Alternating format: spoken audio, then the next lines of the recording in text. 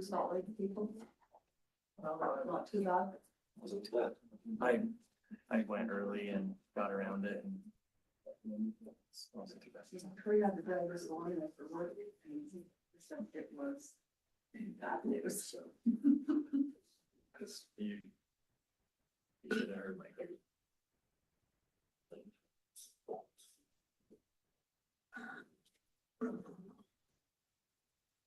We ready, Alicia? All right. Welcome, everybody. This is a regular meeting and public hearing of the Grantsville City Council. For the record, today's date is February 18th, 2026, and the time is 7 p.m. This meeting is being held at the Grantsville City Council chambers located at 429 East Main Street, Grantsville, Utah, as well as electronically by Zoom. I am Mayor Heidi Hammond, and I will conduct a roll call. Councilmember Dalton. Here. Councilmember Skinner. Here. Councilmember Thomas. Here. Councilmember Williams. Here. And Councilmember Butler is excused tonight. Next, I've asked Les Peterson to lead us in the Pledge of Allegiance. You all please rise when the command is given, you do proper salute. Present arms. I pledge allegiance to the flag of the United States of America and to the republic for which it stands, one nation, under God, indivisible, with liberty and justice for all. Thank you.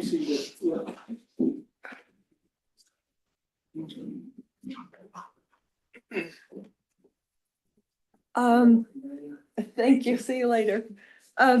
The next item on the agenda is public comment. If you have comments tonight on the sewer rate bond, will you please hold those public comments until we're ready for that particular discussion? So the floor is open to the public to bring their concerns to the council, any items besides the sewer rate at this time. And if you're on Zoom and you would like to make a comment, please raise your hand.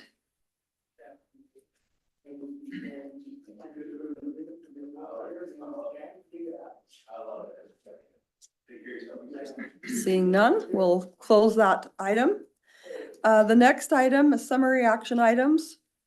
Approval of minutes from the February 4th, 2026 City Council regular meeting. Does anybody have any questions or concerns on the minutes from our previous meeting?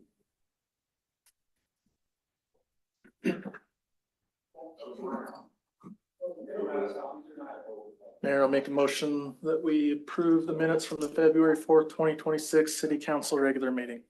We have a motion by Councilmember Dalton. Is there a second? Second. A second by Councilmember Williams. All in favor? Aye. Right. Our next item is item B, approval of the bills. Does anybody have any questions or concerns on the bills?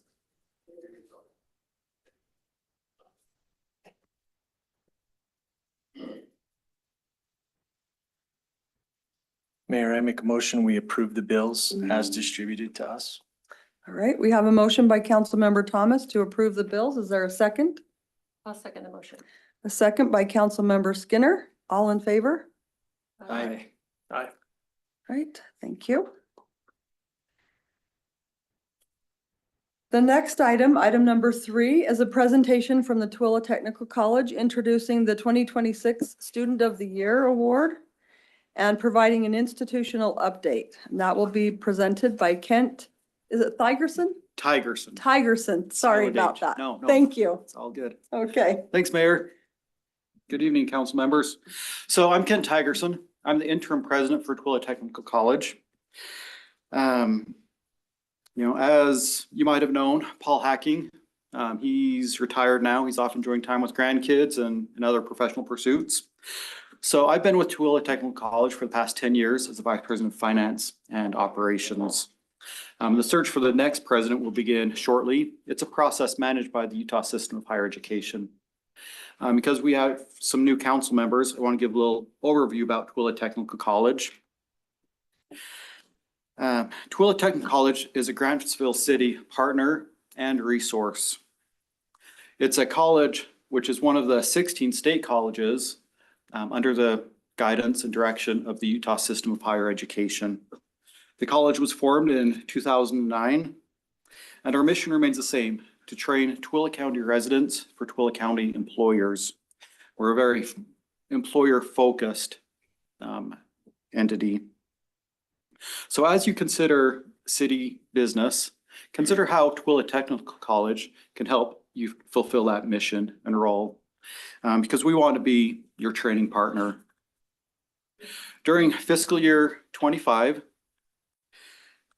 we've had 154 employees living in Tooele County, and 20% of those live in Grantsville City. So we are part of the community here in Grantsville. I'm sorry, will you state that statistic one more time, please? Yes, 20% of our employees live in Grantsville City. Okay, thank you. So as you might be aware, there's been a lot of changes at the colleges this past year.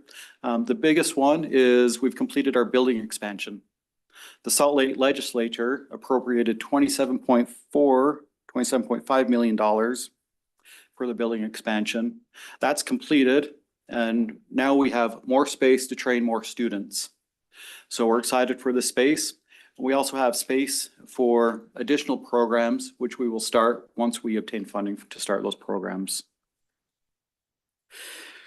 During fiscal year 25, we operate on a July through June fiscal year. We served 1,231 students. About 40% of them are high school students, and the other 60% are adults. And about 15% of our student body population reside in Grantsville. And Sorry, the- one more time, how many? 15%. 15? 15, yes. Thank you. And the school district has a bus that goes from Grantsville High School to the college during the school day. We have a lot of students that come after the normal high school hours. The college focuses on a flexible enrollment where every student has their own schedule. With all the different employers in the county, everybody has a different work schedule. Some people work 4-10, some people work 3-12s. We're able to accommodate all of those schedules. So we try to focus on being flexible to provide training for our residents. The college has 22 training programs: business and technology, healthcare, manufacturing. We have a satellite police academy. We have beauty and service industries and transportation, electrical apprenticeship. Each of our 22 programs has support of local businesses. In fact, we have 174 local businesses that provide input and direction on our training programs. So they tell us what they need in an employee, and we customize our training curriculum for their needs. The technical college also has business resources. We manage a program called Custom Fit. These are state appropriated monies that help subsidize the business training needs for local businesses. During fiscal year 25, we served 60 different companies. That was over 13,500 training hours and $322,000 in training value. Some of the training can be in leadership training, business management training, safety training, business development and improvement training. The college also houses the SBDC, the Small Business Development Center. And the city contributes to this service. We provide services for small businesses. We do business plan development. We do business coaching. During the year, we helped 206 clients. We participated in 22 business starts and 50 new jobs. The SBDC also does business loan and grant advising. And we helped bring in 3.2 million in grants and loans. And we're also active in the chamber.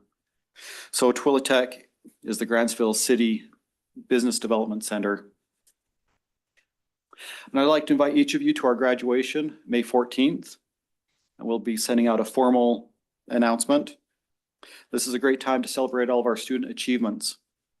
So are there any questions before I introduce our Student of the Year? Okay, I'd like to introduce the 2025-2026 Student of the Year, Ty Dobman. He has a great story about how Twilly Technical College helped him prepare for employment. But pay attention, not only did we help him for employment, but we've also positively impacted his life. Ty. Thank you. So yeah, my name is Ty Dobman. It's an absolute honor to be here today. As a Student of the Year nominee and for Twilly Technical College, being a proud representative of them and the Police Academy, I'm just grateful to be up here today to be able to share my story with you guys. So I was born and raised here in the state of Utah, grew up in American Fork. I attended Pleasant Grove High School. Growing up, my life revolved around playing sports, scouting, working out, and playing instruments, like the clarinet and the piano. I always had an interest in law enforcement from a young age. During my youth, I developed my talent in football and pursued the dream of playing in the NFL, just like every kid wants to. Not every kid, but like my group of friends. During my youth, I developed my talent in football with the dream of playing in the NFL, having the fantasy of one day being able to buy my mom and dad a house, buy a car for my sister and my brother. And I also wanted to be able to provide for my loved ones, and all while playing the sport that I loved and spent so much time and dedication put towards that. Sports can teach you many lessons in life. I gained many valuable skills that I still apply daily. I learned the value of teamwork while understanding the importance of doing your job correctly. Having trust in myself and those around me, and building confidence in myself to be able to do what I need to succeed on and off the field. After graduating from high school, I moved on to play in college, semi-pro, and professional indoor arena, and made it to the doorstep of achieving my dream by getting invited to the XFL draft. The XFL, for those of you who don't know, is the Extreme Football League, similar to the NFL, but it's more unique rules and entertainment-focused approach. It was a dream come true, being invited to multiple private workouts and having the opportunity to compete in front of NFL scouts. All the hard work, the hours in the gym, the time away from my friends and family, finally about to pay off. Until unfortunately, all those years of constant training, injuries, physical contact finally caught up with me. And I was unable to continue. Everything I worked for, everything I dreamed for, ended in an instant. That was the most difficult time of my entire life. I lived, I breathed, and I bled for the sport, and it was over. And that was my identity, and I was a time after that period, a dear friend of mine reached out to me seeing that I was struggling and needed a new life objective. He recommended that I attend the Twilly Tech Police Academy.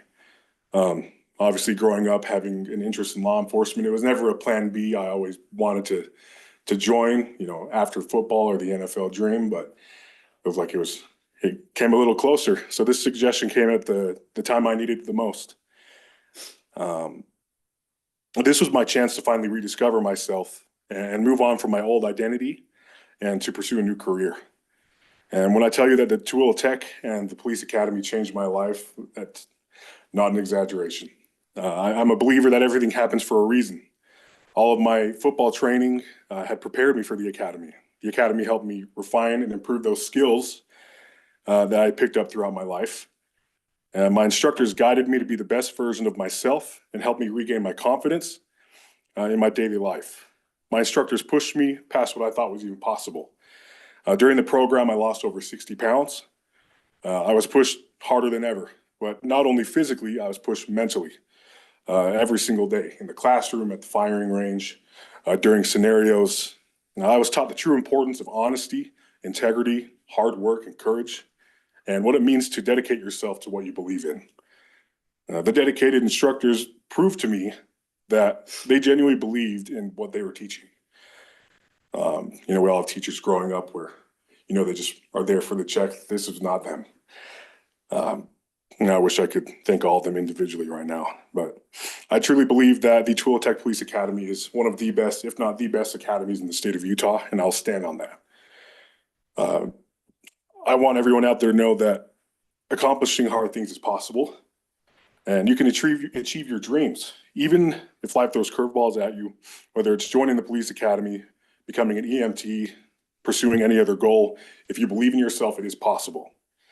And your support of Twilly Technical College is helping citizens like me change their lives for the better.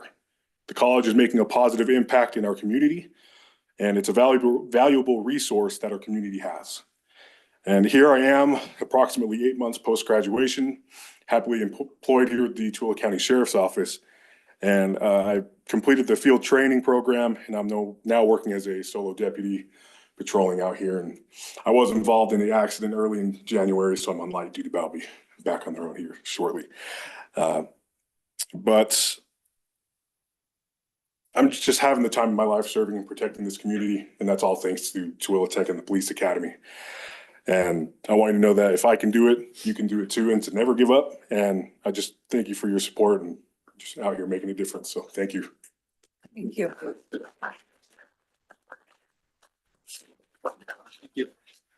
Thank you very much.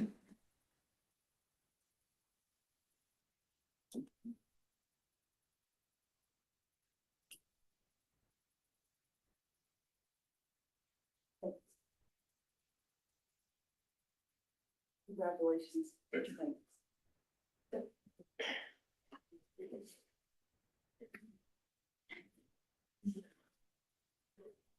Okay, item number 4, a presentation of the fiscal year 2025 audit presented by Ron Stewart from Gilbert and Stewart. Yes, can everybody hear me okay? Yes, thank you. Great. Thank you for allowing me to be here. Again, my name is Ron Stewart. I'm with Gilbert and Stewart CPAs. We are contracted to do your audit for the fiscal year ended June 30th, 2025. What I'd like to do is just quickly go through what we do as auditors, the conclusions that we came to, and how we came to those conclusions. For a city, there's really 3 things that we look at. We want to make sure that the financial statements are materially correct and that they meet accounting standards and they can be relied upon. The second thing we do is we look at internal controls. We want to make sure those controls are designed, implemented, and working effectively. And the third thing we do is we look at state compliance. We want to make sure that we're in compliance with state law based on the areas that we looked at from the state auditor's office during the year. So just quickly, I'll go through each of those areas. As far as the financial statements go, we take the trial balance or the numbers of the city, and we perform a number of tests on those balances to make sure they meet accounting standards and that they are materially correct. We do that through a number of tests. We perform confirmations. We'll send out confirmations to banks, taxing entities, debt, those who hold our debts, and anything else we can think of, property taxes, sales tax, all those things. We get a confirmation from those parties to make sure that what we're reporting is the same as they're reporting on their end. We look at a number of invoices during the audit. One, we pull a sample at the beginning of the audit. We want to make sure that the invoice matches the check, that the check is posted to the proper GL account, that it's dated properly, and that it's following those controls as far as approvals and those things. We'll pull a random sample of those at the beginning of the audit. As we're going through our testing of balances, we'll pull additional invoices for things like capital assets and other areas that we feel like we need additional supporting documents.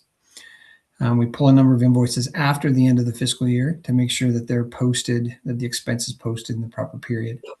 So if an expense happens in June but doesn't get paid until July, we want to make sure that expense is recorded in the proper period. So we pull a number of invoices for those as well.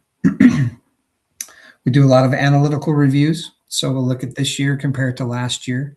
We'll look for trends and differences. We do that at the beginning of the audit so we can get an understanding of what happened and why.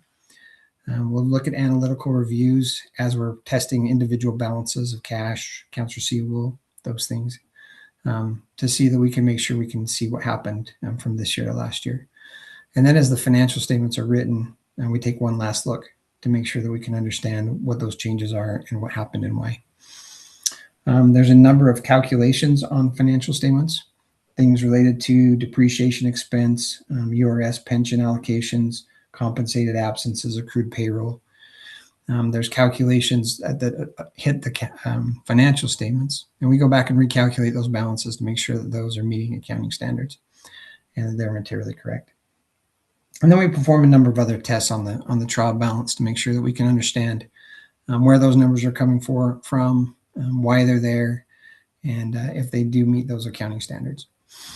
Through our testing and evaluations and other procedures, we came to the conclusion that those financial statements are materially correct and do meet accounting standards. In our opinion paragraph in our audit report says, in our opinion, the financial statements referred to above present fairly, in all material respects, the respective financial position of the governmental activities, business type activities, each major fund, and the aggregate remaining fund information of Grantsville City as of June 30th, 2025, and the respective changes in financial position and cash flows, where applicable, and the respective budgetary comparison for the general fund and major special revenue funds thereof for the year in accordance with the generally accounting principles generally accepted in the United States of America. So that paragraph means that that's an unqualified opinion, a clean opinion, or the best opinion that you can receive. So in short, through our reviews, we feel that those financial statements do meet accounting standards and that they can be relied upon. The second thing we do is we look at internal controls. We want to make sure that the controls within the city are properly designed, that they're implemented, and they're working effectively. If there are a portion of the city that just doesn't have controls, or if a portion of the city has had controls at one time, but those controls are not working effectively at the moment, we would consider those to be either a significant deficiency or a material weakness. And so we go through and evaluate those controls through interviews, walkthroughs, questionnaires.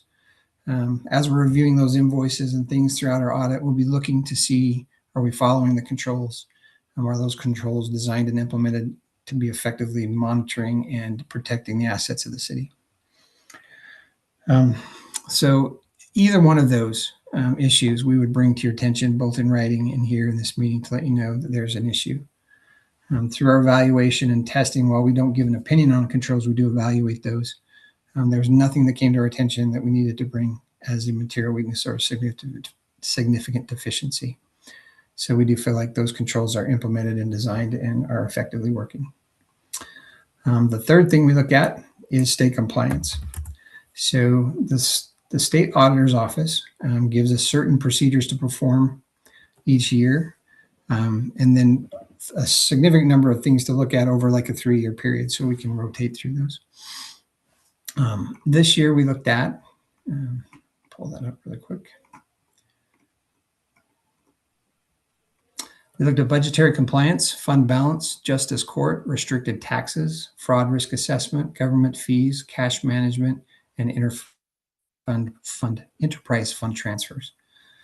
So we took each one of those areas, and there's certain procedures that we're supposed to perform to make sure we're in compliance with state law, and we did those. And there was one issue that we did need to bring to your attention. In the budgetary compliance issue, the RDA fund did overspend its budget. So the recommendation is that we just monitor that budget, make sure if expenditures are exceeding what was originally budgeted, that we do an amendment to make sure we're capturing those costs and we can understand that. So through our testing evaluations, that was the only finding that we found. All the other areas we felt like you were in compliance with state law. So that's a really, really quick review of what we do as auditors, the conclusions that we came to and how we came to those conclusions. And if there's any questions, I'd be happy to answer them. Does anybody have any questions? No? All right. Thank you, Mr. Stewart. I appreciate the information, and thank you to our finance team at the city for the wonderful job that they're doing. Thank you, and thanks for allowing me to be here electronically, and have a good evening. Thank you so much. Thank you. Thank you.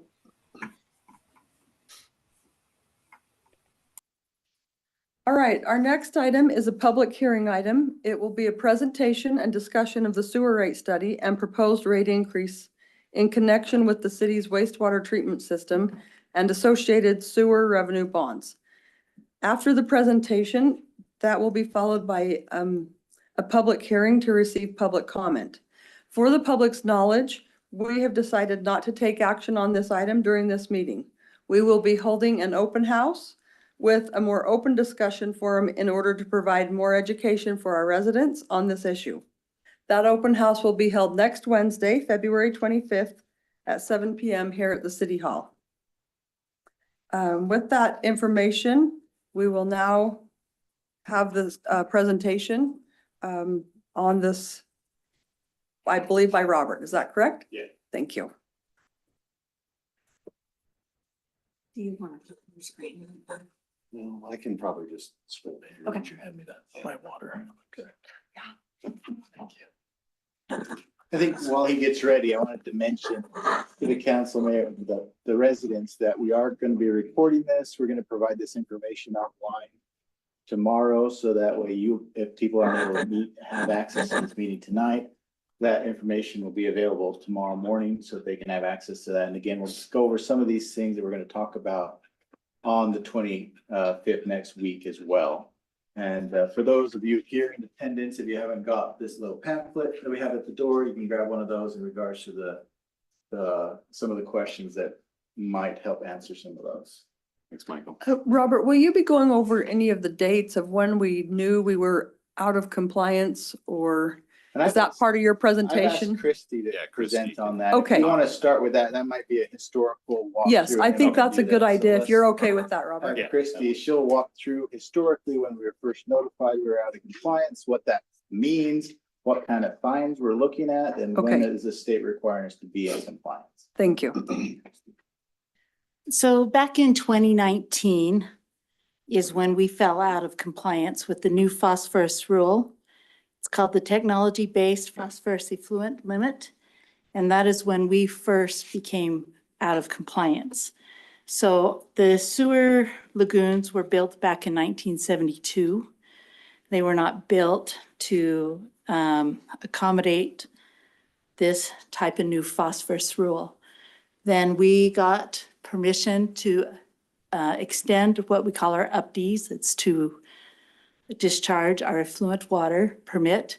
They gave us a 5-year extension to change and do something with our lagoons.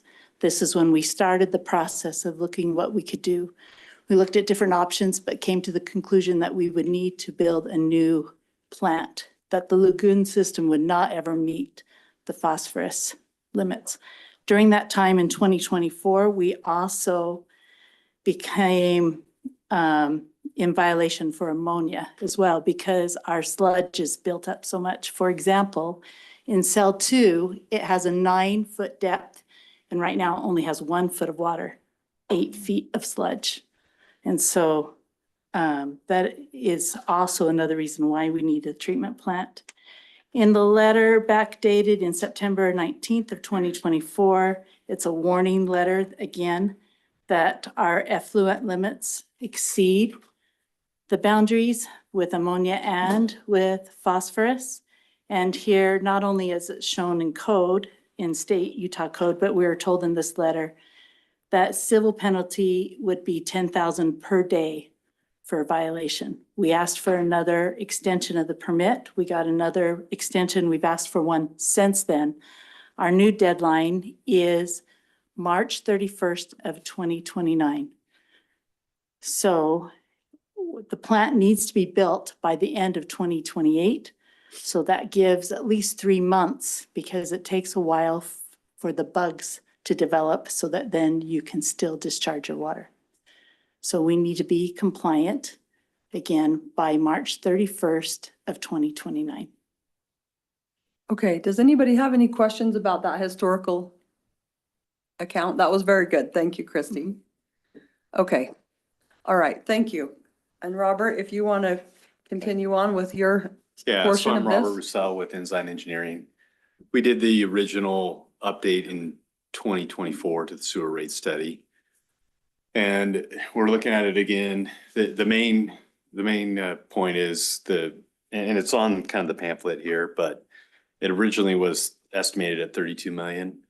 And currently it's estimated at 48 million, including, engineering fees, construction management, and there's like a $2 million contingency in there. So. Can I ask a question go on that ahead. first? Yeah, go ahead. So when was the $32 million estimate received?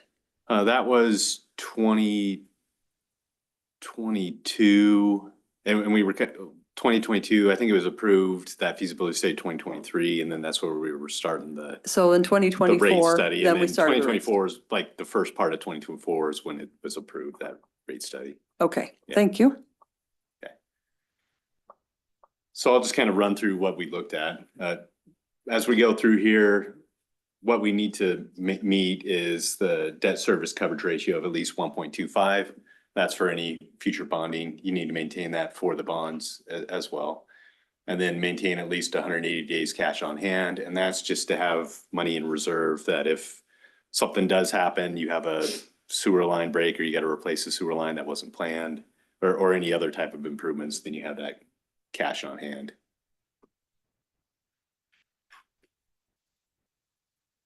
So the existing conditions, we did update it to basically the end of, the last fiscal year. And these are showing just the existing sewer connections. Growth projections, we looked at the sewer flows, water, I guess, usage, and then building permits. And the average was a little bit north of 4%. Last year, that 2025 is an actual growth rate of 2.93% based on an average of kind of those different metrics.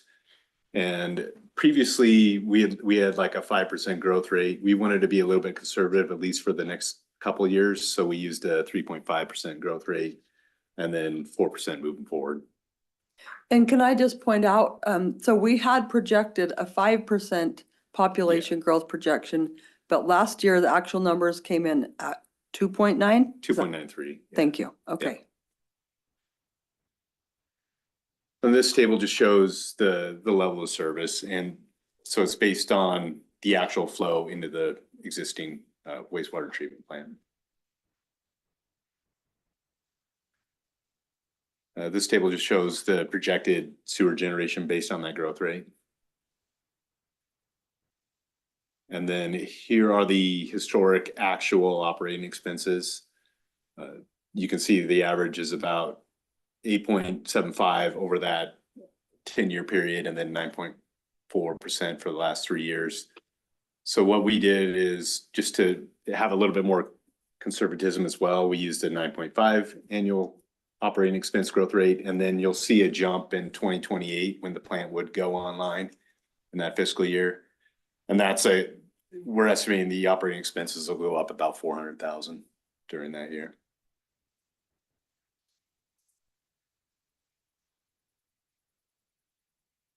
So we did revisit a lot of the proposed capital improvement projects. There was one, the Willow Street sewer line replacement project.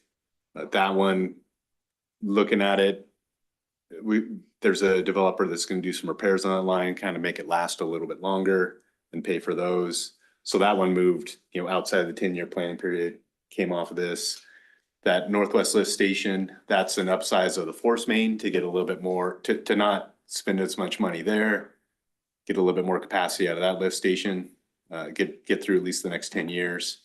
That one, because it's adding capacity, to future, it can be 100% impact fee eligible.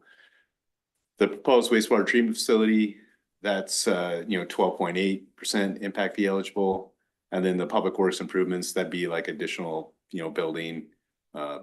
We also push that farther out just so the rates don't have to increase as quickly. Can you explain how you got to the 12% on that one? So that's based on the amount of growth in the 10-year planning period for new development. And that's just the new growth divided by the capacity of the plant, which is going to be 3 million gallons per day. That's at the current impact fees, right? That's if no increase to an impact fee was, that's what that number is. Is that what you're saying? That's what the impact fee, that's what's eligible. Proportionate share. Yeah, proportionate share. That's impact fee eligible. So yeah, that 6 million is impact fee eligible. That can be paid for with impact fees. Existing debt service, this was the loan in 2018 for a bunch of sewer improvements throughout the city. So that's factored into this rate analysis. Projected, so the city already has a Utah Water Quality Board loan of 16 million and that engineering loan of 1 million. So those are factored in. We've shown private bond of 32 million to cover that entire amount. We have looked at trying to lower that. It looks like kind of the sweet spot for that would be approximately a $26 million bond to keep us from not having to raise rates quite as much.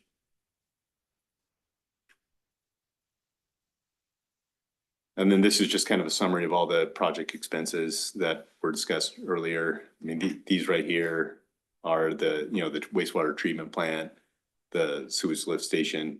This is the public works.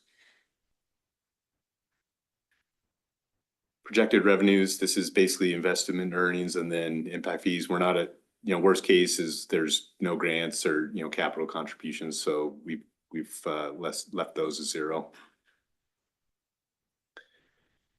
And then we first look at this based on what the existing rates and what was proposed to increase. Oh. And then this shows, you know, you're not quite meeting that 1.25 debt service coverage ratio. And then the days cash in hand basically, you know, goes to zero. You don't have any, you know, end of year cash balance.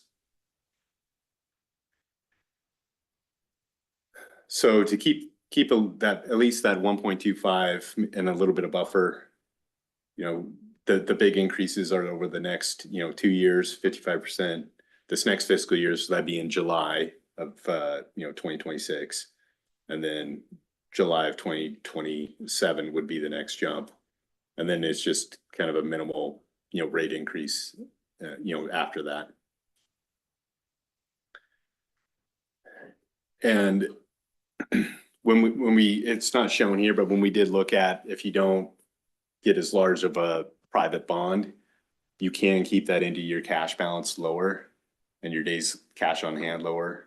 It would, I'll jump back up here and I think I wrote it down.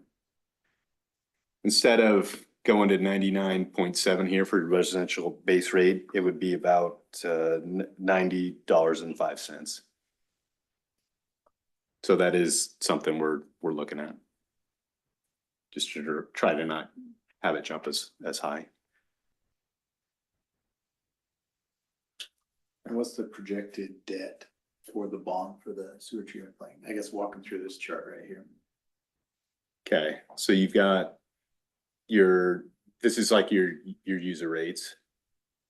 And then these were the, you know, the interest from the bond and your impact fees. That's your other revenues.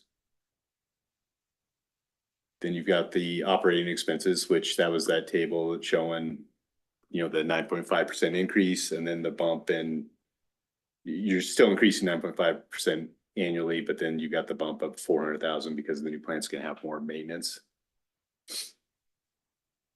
And then here's the revenues from the debt service. And then here's the debt service. So this is showing the existing. It increases with the private bond, you know, I guess next fiscal year. And then the next fiscal year would be that $16 million loan through the state that increases there. And then the capital improvement projects, this is, you know, the wastewater treatment plant, that Northwest Lift Station line replacement. And then this is the public works improvements. And then here's just your end of year cash balance. So it's just kind of tracking down. You know, you're starting off with the 5.4. The big increase, right, is you get that bond proceed, you know, from the private bond. That's why it goes way up. But then over the course of that next year, you know, you've got your payments on the actual construction of the new wastewater treatment facility. And those occur through fiscal year 2028.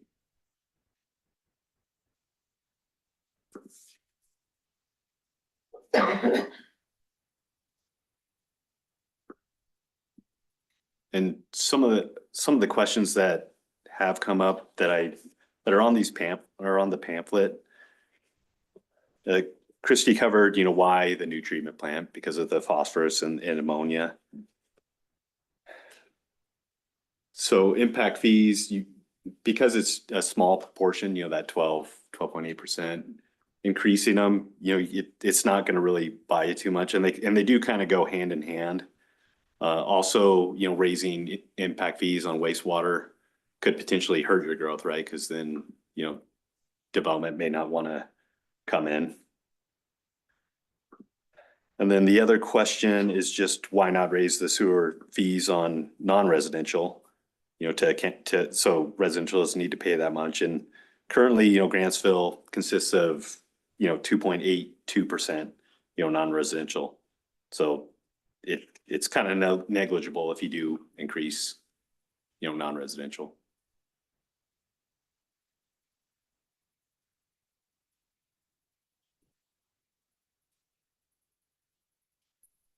Are there any questions? Have any questions for Robert? Well, we're having a discussion after public hearing, right? So I didn't know when Yes. would be a good time. I guess we wanna- if you have questions for him specifically right now, I think this is an appropriate time to ask that. I have a question. You said, like, looking back at the one chart of the increase, you said we may not possibly have to go as high well, 2026 sounds like we'd have to be at the 53 or whatever. but Yeah, if it we already don't is end up 53. We don't need that much, it may not be that high. Yeah, if you don't bond for as much, this could be, 90.05, yeah, instead. And then would that change the rate, going forward, or just that year is the? Yeah, it changes it going forward. Okay. Yeah, So it would be less. yeah. So I think this is kind of more of a worst case. I think we can get a little less. Depending on Yes, the bond that we get. I would mention that, we won't have the bid until end of March on the treatment plant. So this is based on an updated cost estimate provided to us from Aqua Engineering. And there's a small amount in here too, includes a proportionate share for existing users for the West Bank interceptor that the Deseret Development's building. It's about $300,000. And that's just because they're taking existing flows and putting it into the new line, a small amount.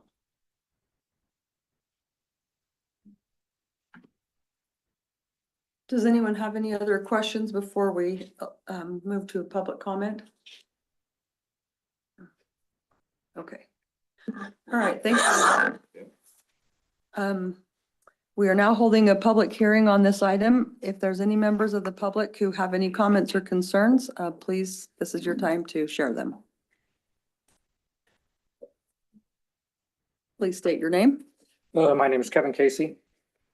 A concerned citizen of Grantsville. This changes my flow a little bit, but I'll go with this. Tonight's agenda item is the presentation and discussion of the sewer rate study and proposed rate increases. Before we talk about raising rates again, citizens need to understand the broader spending problems our city has. From 2020 to 2025, Grantsville City's total budget increased from 11.3 million to 20.8 million, an 84% increase in 5 years.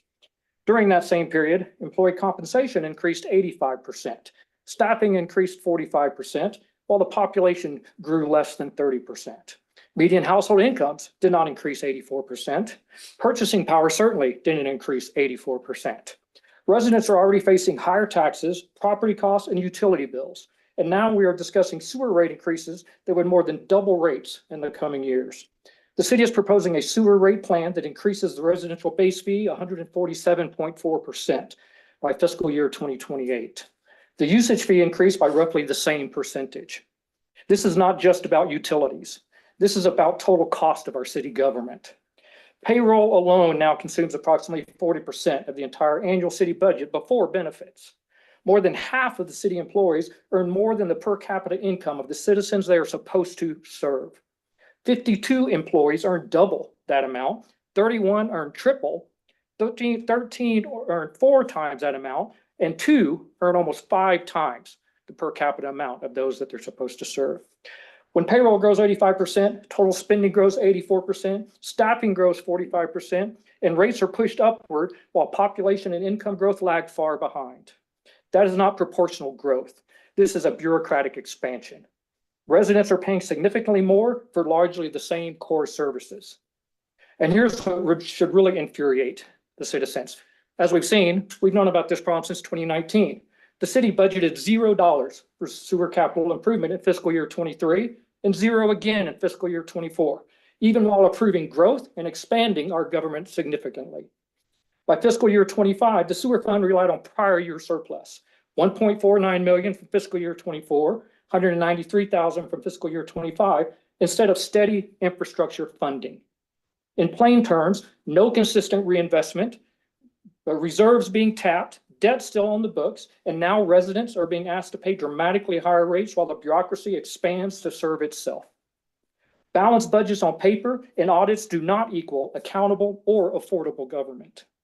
Bureaucracies do not restrain themselves, they expand. They protect and expand budgets, growth, spending, and staffing. That is bureaucratic institutional behavior at its worst, which is precisely why citizens elect representatives. We elect you to impose fiscal discipline. We elect you to protect the taxpayers. We elect you to act as a check on automatic bureaucratic growth. If spending, staffing, and rates continue to outpace population and income growth, the trajectory becomes structural. And bureaucratic structural growth becomes unaffordable, unsustainable, and more importantly, unaccountable. Because if government grows faster than the people it serves, the people can never afford the insatiable appetite for government for taxpayer dollars. So while the city does not save for critical infrastructure that is needed by all citizens, it does always find millions of dollars for parks, payroll, and bureaucratic priorities that benefit a few. This city has a problem of understanding the difference between need to have and nice to have. But as always the case when you're spending other people's money, this is not rhetoric. This is math, facts, and history. Thank you. Thank you. Is there anyone else that would like to make a comment?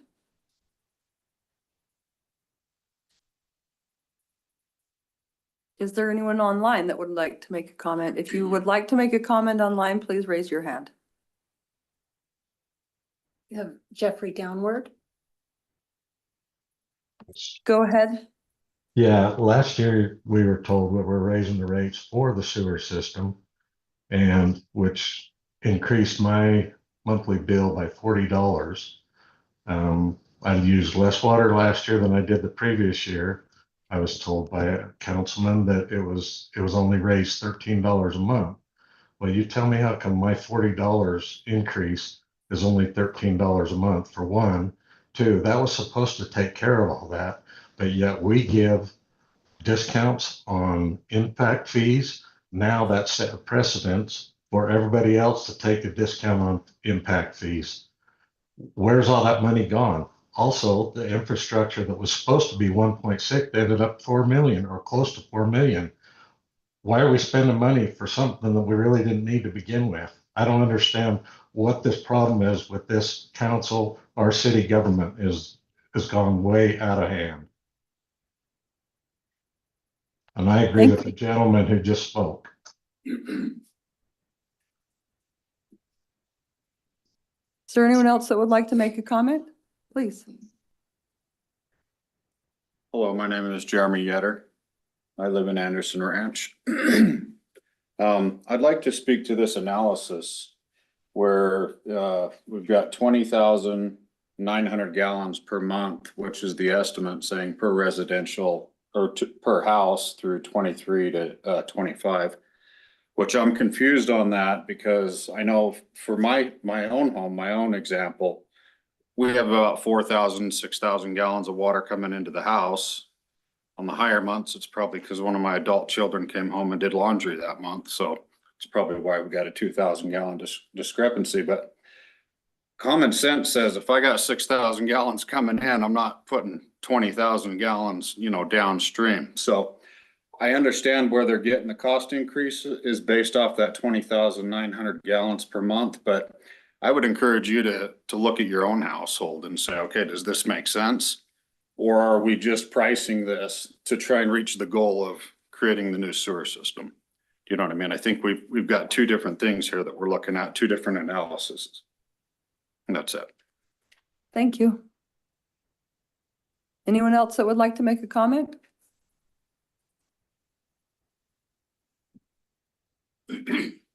Jeremy Ben Dixon, and just a concerned citizen as well. I mean, we go to work, we work hard, work overtime, try to make things better. Everything goes up exponentially every year, but our wages. I understand we need a new sewer plant, but it's pretty hard for us to swallow when we hear the facts of Solberg's being able to do their deal and drop the 500,000 impact fee. Who else are we doing that for? The water issues with the neighborhoods, selling water, you know, some may be true, some not, but I mean, as a citizen, you get really concerned. And, you know, personally, I'm looking for property out of state. It's just, I don't think that we're gonna be able to do anything about it. I feel like it's getting overrun. And at the end of the day, you know, just the blue collar workers that are just getting by, I feel like it's put on us to make everything happen. These developers come in, make good money on their projects. I mean, I didn't know all the information about salaries, like that's pretty disheartening as well. I mean, I'd love to have a position like that. Just super concerning, and I think there's a lot of people that feel this way. A lot of people, you know, are afraid to stand up and especially give the facts like he did. That's, you know, pretty crazy in my opinion. So I'm not saying that we don't need it, but at the end of the day, I think we need to look at ways to spread it out and not just put it all on the citizens. Thanks. Thank you.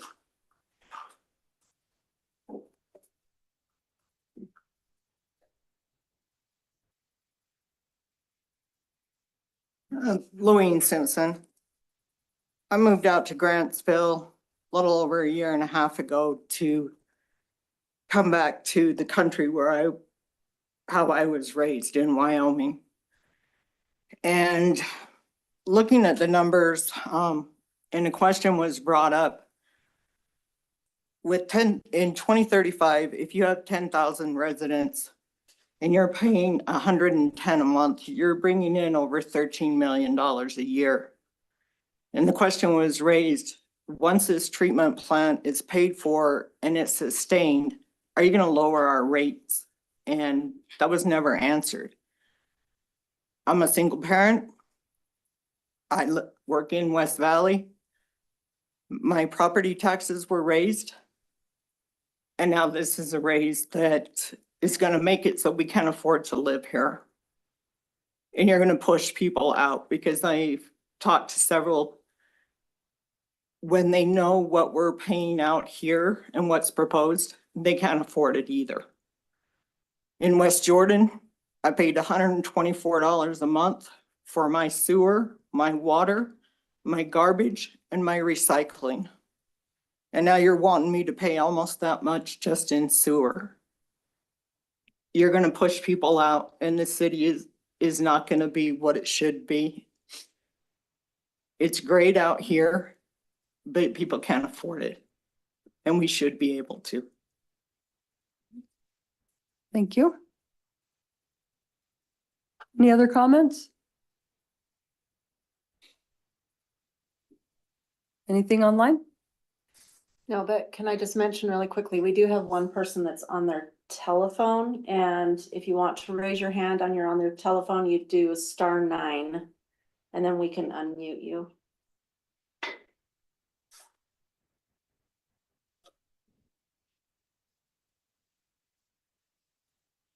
And that person raised their hand. So now you have to do *6 to unmute.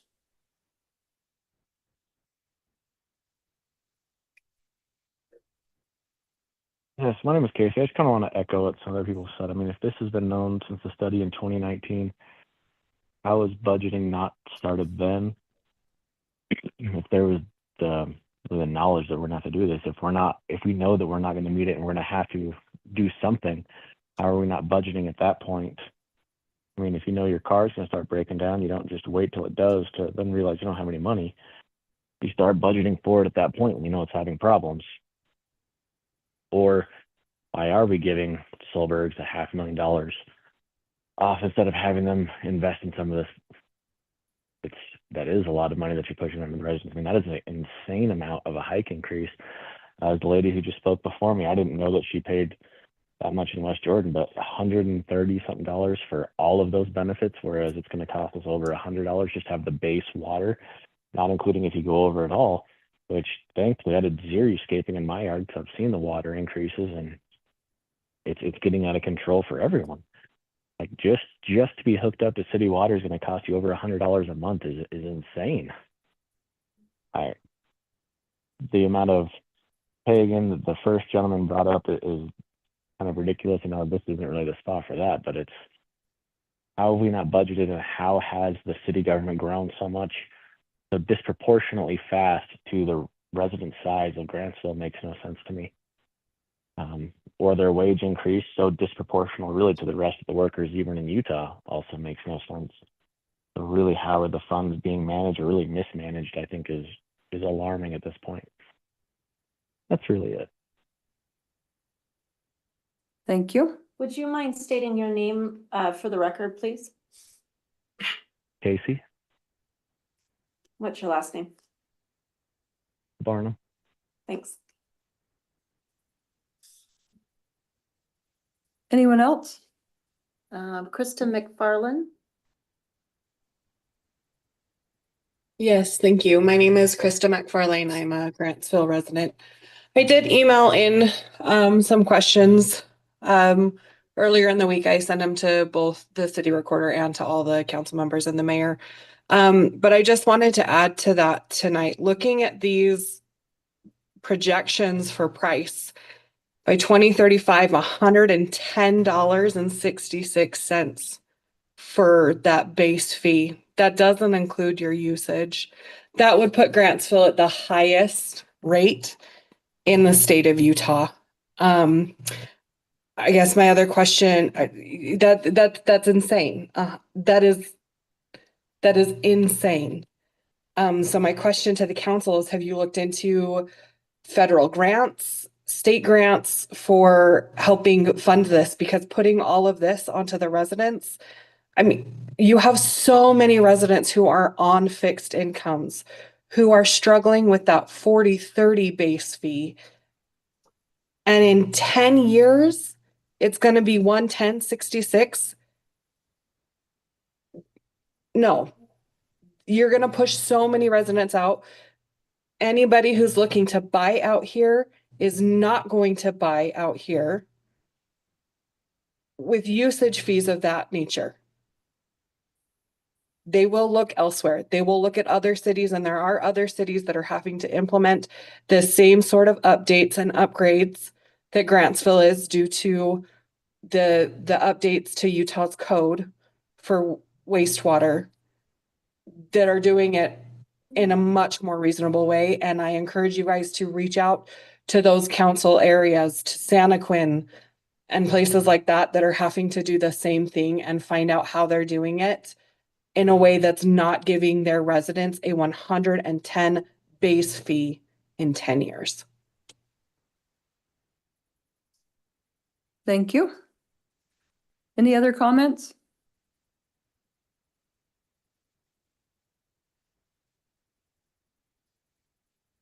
All right, we'll close the public comments for this item and proceed with a discussion amongst the council members. And again, we will not be voting on this item tonight.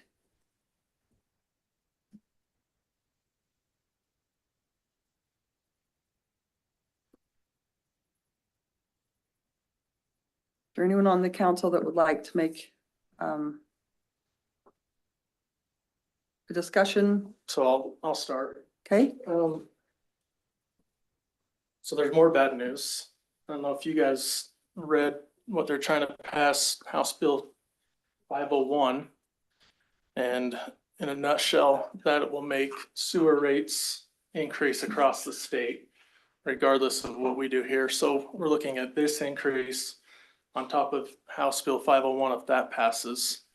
I didn't read too much into the details about it. I just read the news article, but it would make a straight across increase. So we're going to have it even higher than this.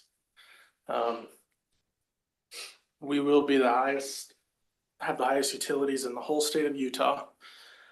And we will drive people out. It'll stop people from wanting to move here. I think we need to pass this on to impact fees. Robert said that, well, if we do that,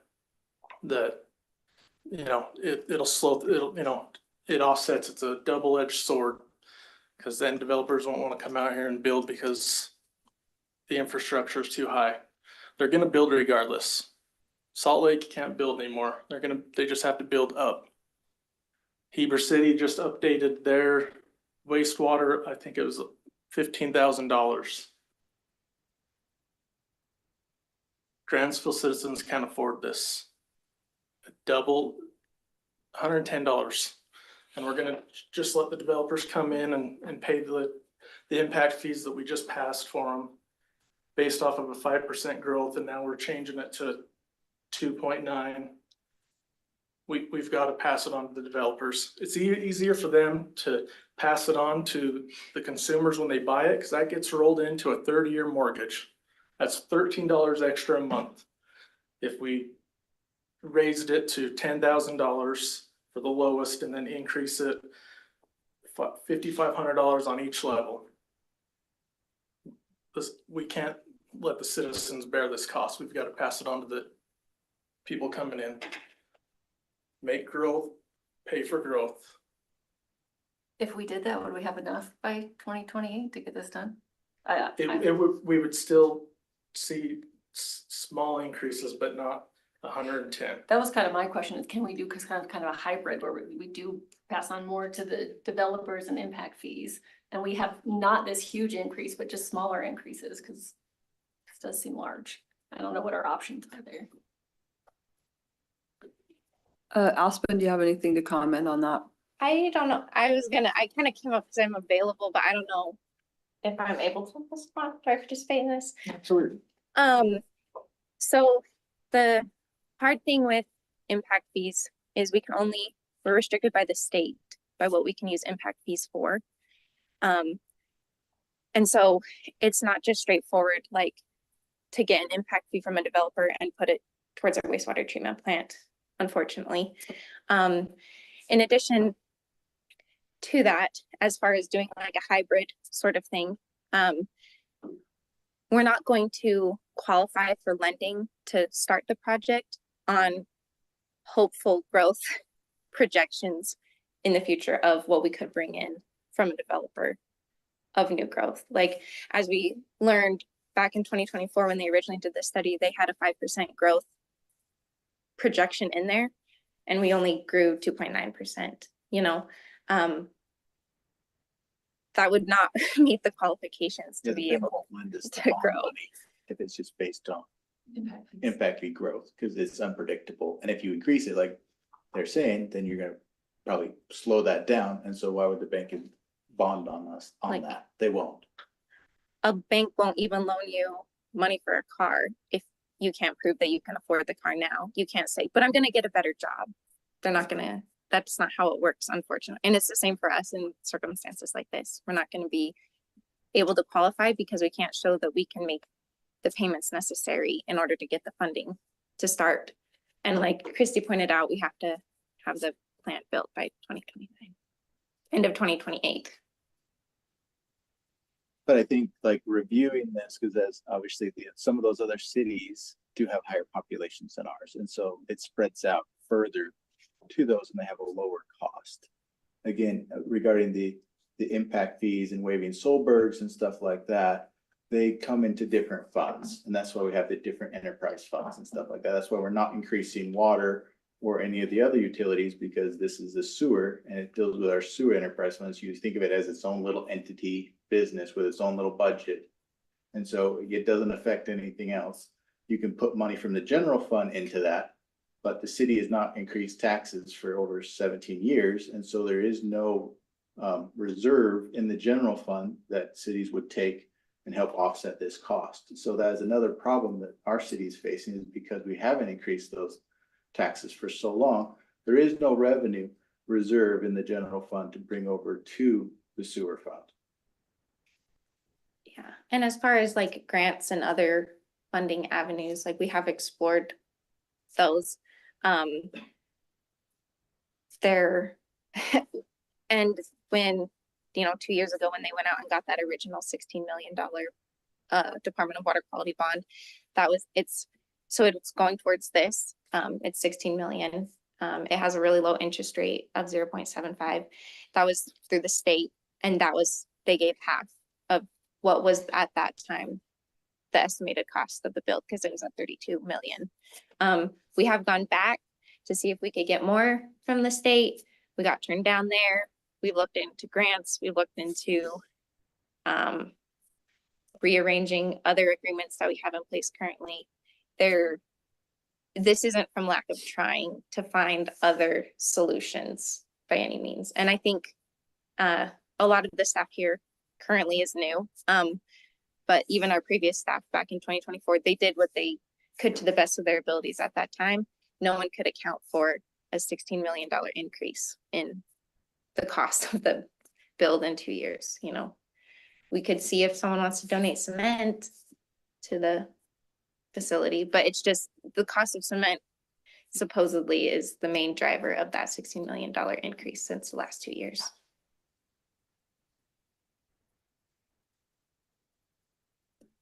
But we can increase impact fees to help future offset, so we don't have to increase it so high.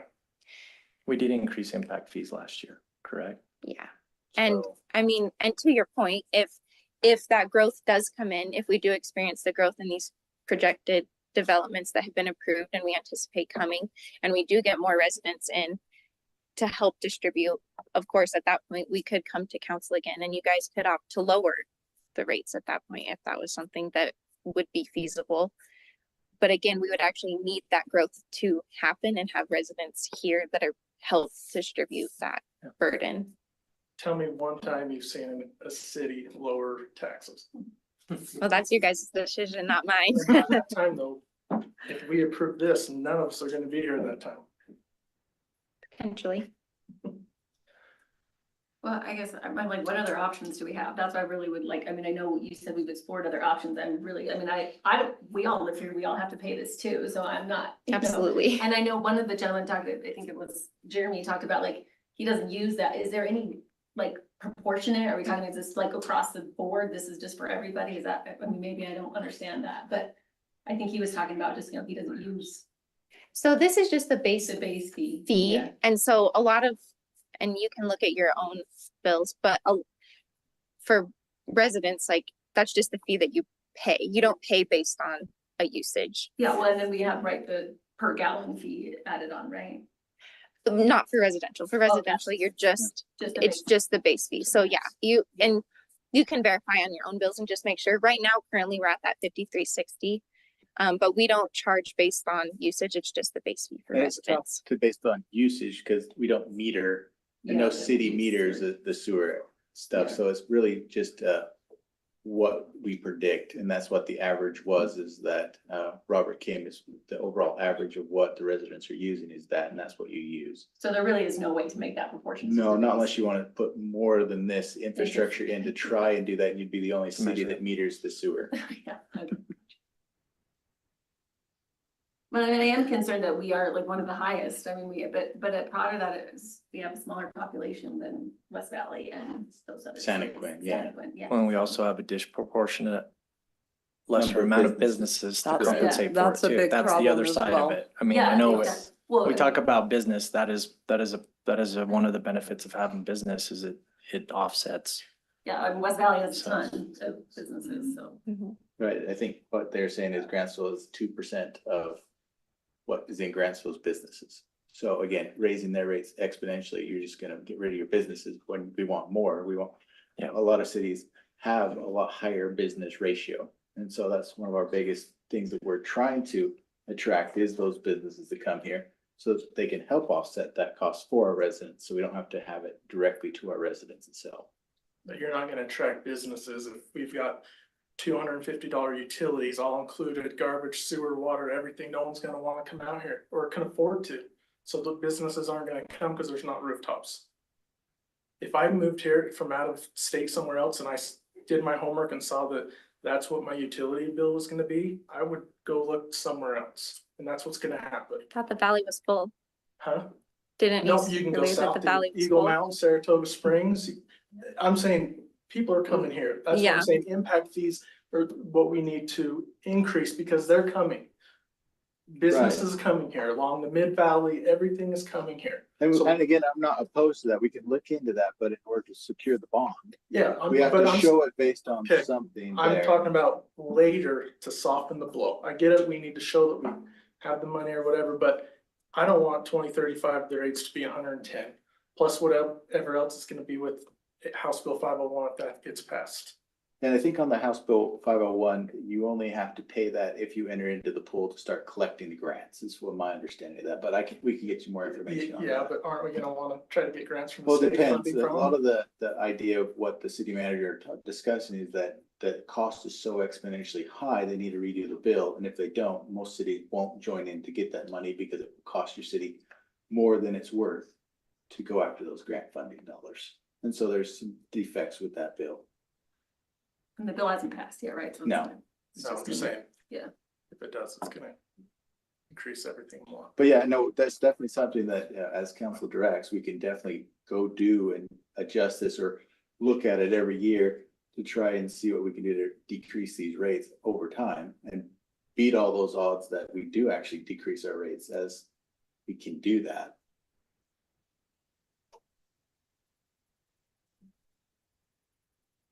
Yeah. Kind of like if we just say impact fees, I mean, then the cost of housing in general goes up out here, right? And then people are like, wait, I thought it was cheaper moving out to Grantsville. I get it, like the utilities will be more expensive, but it's like, hey, I could get a cheaper house, but the utilities might be more, but I can get a house for cheaper, you know, so if we just say it's all on the, and I don't know, that's just kind of my thought of, then we stop growth out here. If people, I mean, right now, the benefit is we do have cheaper housing right here. More affordable. I mean, Eagle Mountain, Saratoga Springs is insane right now. So I don't know, it's my fault. I do understand the fixed income thing and to see the rates go up. I mean, none of us sitting here want this to happen. And to the point of why in 2019 was this not being budgeted better? None of us can answer that. We weren't here. So we can't say why that wasn't budgeted better in 2019. It's unfortunate, especially now. I'm looking at these fees and I'm adding them up and I'm thinking, okay, it's an extra $50 next year for the just my sewer fee. And I have a big family and I'm thinking that $50, that's a lot of gallons of milk. So this is like, this affects us just as well as it affects the rest of the population. This is a blow to everyone. So it's looking for solutions and looking for other ways to make this less of a blow is obviously our highest priority. And this is not something we want to have to be discussing. Buying a sewer treatment plant is not super exciting and fun, unless I guess you're really excited about sewer treatment plants. I mean, this is not something that we're all happy about, but here we are, and the problem obviously has to be solved. We obviously don't want to get into a $10,000 per day fine. That would make no sense at all. So we have to come up with a solution, and none of us like it. And unfortunately, it means everybody in this room, including those of us up here, will have to pay the price, and hopefully we can find a way before we hit the 2027 where it really raises. Hopefully we can come up with another solution or suggestion, or maybe some of those impact fees can spread out and can go into our budgeting for 2027. And that makes it a little less painful for that year. This is hard for everybody.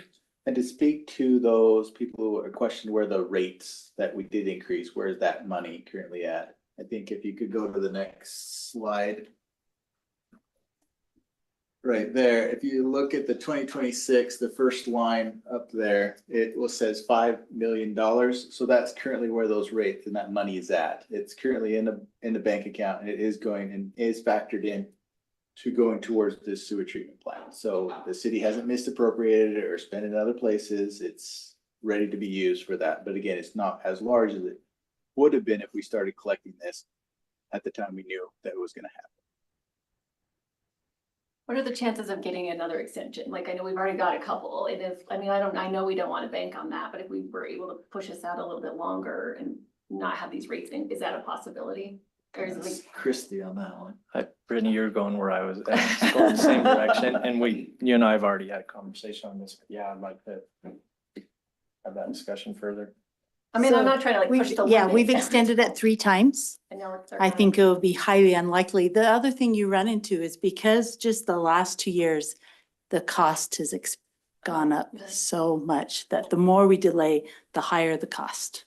Can you talk a little bit about flow? Because I think that's the other thing that we're running against as well. Not so much just Our current capacity. not so much just the state mandate, but our current capacity and the So, flow. yeah, first of all, again, the lagoon system will not treat the effluent regulations. So we have to do a different system. We can't just take out that sludge that I talked about. But because taking out that sludge will not fix our effluent problem and our ammonia problem, because we have so much sludge, that means I do not have the capacity for the growth or for where we're currently at. Right now, we're okay because I can discharge without going into violation. But what happens is the weather warms up, our bugs change, and when you try to discharge in the summer, then we go into violation again because how the water changes. And so I don't have that capacity in our lagoons to hold that water until the temperature cools again so that we can discharge. And so our lagoons fill up faster than we can discharge them. So even if we could get an extension, it doesn't sound like the sewer system could make it. No, it couldn't make it. Can anyone talk to, I mean, 2 years ago, we felt that the 32 million was, we were having the same exact conversation 2 years ago. We did increase the impact fees and we increased sewer rates. I guess and I think we talked about, we wish they would have started earlier saving for this, but $16 million increase in 2 years just seems, is it greed? Is it We're seeing taking it advantage across of the board government, or- in pumps. And as you know, Aspen said a minute ago, in concrete, the cost of concrete, the cost we see in the Public Works Department across everything, for brass fittings, for fixing water jobs, everything, asphalt for roads, crack seal, et cetera, everything has gone up. To that proportion? Yes. Is it similar to what we're talking here? Yeah, concrete has been one of the highest. And Jake can. Yeah, concrete goes up every year. It's a given percentage every year, no matter what. But have you seen it a lot in the last couple of years? It's standard. A few years ago, it got really weird because the equipment they were using to crush the product that goes into concrete went down, caused a major spike, and then you couldn't get concrete at certain amounts of concrete during that period. It was, so which drove the price up as well. So yeah, that's accurate. I mean, it scares me if we don't get going and get this done 2 more years from now, is it another $16 million? I mean, Yes, and we don't have the capacity. I mean, we've put this out to bid, or it's not, has been put out to bid. It is out to bid. So They're due March 24th. We will have a number by then for council to approve April 1st. So we'll have real numbers that we can actually see how those. Yeah, public opening will be the 25th, align 10 with a.m. An engineer estimate. It would just be nice to see the real numbers. Be but, lower than the I mean, engineer's estimate. hopefully it's not that much, but I'm not banking on that. We all are hoping the same Yeah. thing. Right. Well, and then I don't know what other options we have for looking at VE options. I know that the plant making it modular allows us for some expansion there a little bit, is my understanding, right? Like it The can new grow a little plant, bit. the new plant, Yeah. the new Would allow us plant to has expand. space that, again, we can add another headworks line. And then there will be space that you can add another UV light. So the UV light building, for example, will have so many lights, but more can be added when needed. And then there'll be space there that you can add another dewatering tank or a clarifier. I think that's vital to ensuring that If we we're don't gonna ever build it, have we to wanna do make this. upgrade it. Yeah. Yeah. We don't have to do this for another 40, Right. 50 years. Or if we do it, it's gonna be cheaper because it's just an additional upgrade of small parts of it, not the entire structure. Correct.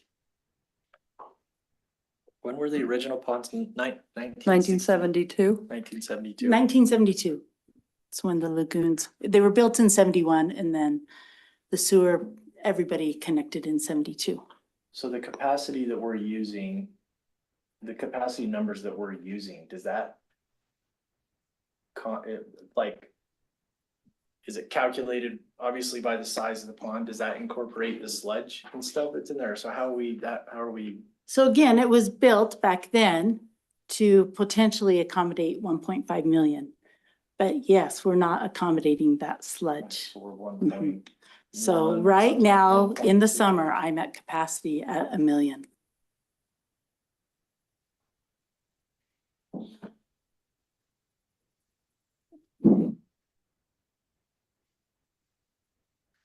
I thought, Thanks, just as Christie. another comment, I thought it was a great idea brought up tonight to reach out to others that are having to do this and see how they're paying for it. So I thought that was a good idea. Thanks.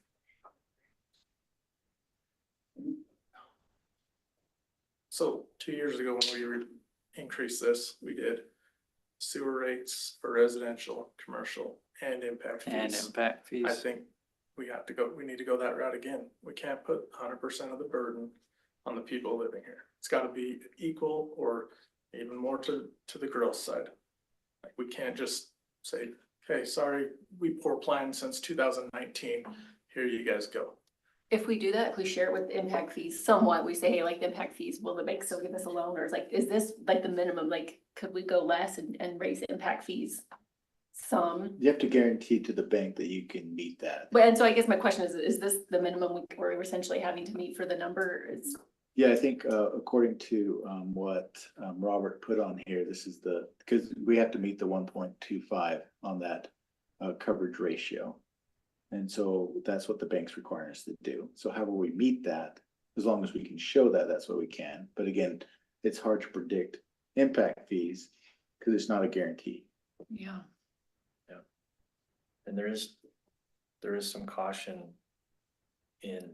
or should be some caution in raising impact fees as well, because you raise them too high, no one will come into town, and then 100% of everything will be on. Yeah, then we'll all be paying this. Everyone All will, left here yes, will be paying that's this and they'll be. Correct. Be paying for Yeah. that the rest of their lives. And so I guess the idea is the more people that move in, the more you can diversify that payment. Because again, a lot of those other cities that are paying it with a lower rate, putting in a new sewer treatment plant, have a larger population than we do right now. And they can spread that out amongst more people. Well, is there a way to look at it so we're not just saying, okay, here's what your rates, here's what it is, and we don't care in 5 years if we don't need it anymore? Can, like, you're right, nobody's gonna go back and be like, oh, actually, we wanna charge you less. I've never had that happen. So I agree, like, is there a way to put in something that says, we'll look at it, we can have some kind of oversight on, what these numbers are? Is this this is what it is? No, council can direct staff to review it yearly if you really want to. Yeah, so right now it's proposed that those increases that are on the diagram would go into effect every July.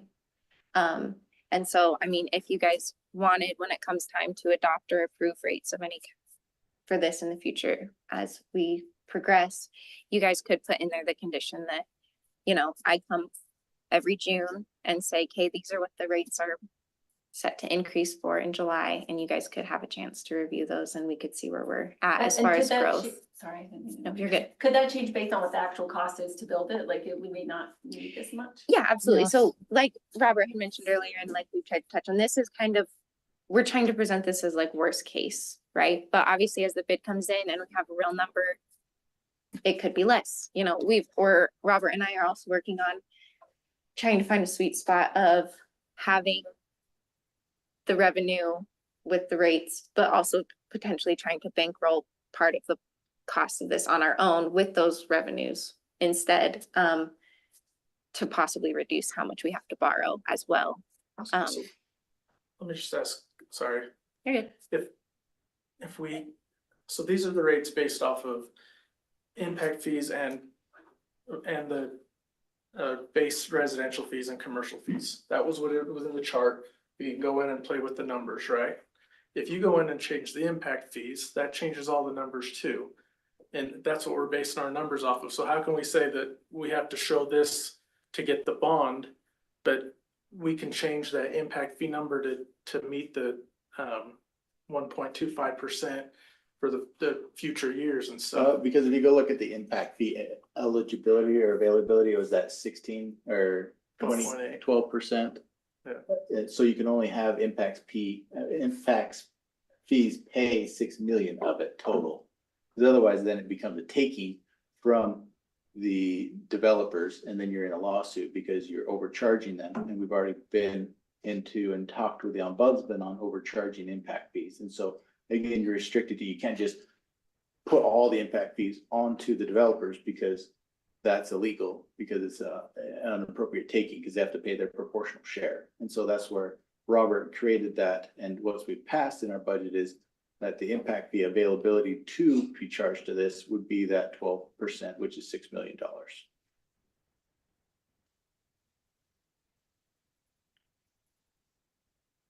And that 12% was based off year to year projected. You want to explain that one, Robert? It's based on the capacity of the new wastewater treatment facility. Okay. And then what that growth is in the next 10 years, Yeah, what that yeah. growth, the sewer flows So would be. 3%, whatever. So if that growth was more, Right. technically, could that percentage be higher? If that growth was 5% year by year, It could, but then you're getting to the point where is that growth? is it really 5%? Right, which is what we've proven is. And then you'll be Well, facing which the auditor. proven is We based on scored market. great on the auditor this year, and we want to make sure we do that in the future years as well. So you can't over predict that, because then you're gonna hit the audit and then you're gonna be deficient, and then we'll be back here requesting a rate Requesting increase. the same. But yes, that was a concern and an option that we explored, but there is a gap where we don't want to get sued liability wise, where we do a taking from overcharging on the impact fees.